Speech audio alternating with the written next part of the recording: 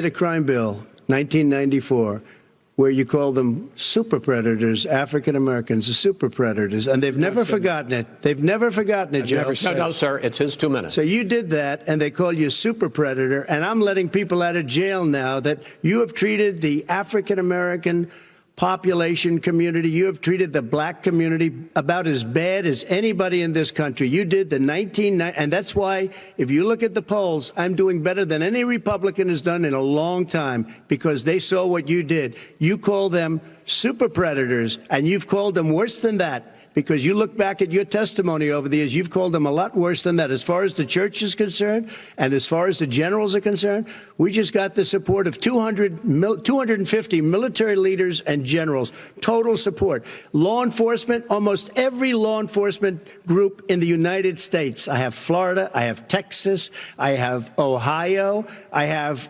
Portland. The sheriff just came out today and he said, I support President Trump. I don't think you have any law enforcement. You can't even say the word law enforcement, because if you say those words, you're going to lose all of your radical left supporters. And why aren't you saying those words, Joe? Why don't you say the words law enforcement? Because you know what? If they called us in Portland, we would put out that fire in a half an hour, but they won't do it because they're run by radical left Democrats. If you look at Chicago, if you look at any place you want to look, Seattle, they heard we were coming in the following day, and they put up their hands, and we got back Seattle. Minneapolis, we got it back, Joe, because we believe in law and order, but you don't.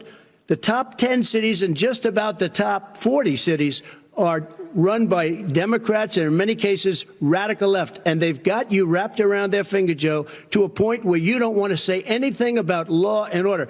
And I'll tell you what, the people of this country want and demand law and order, and you're afraid to even say it.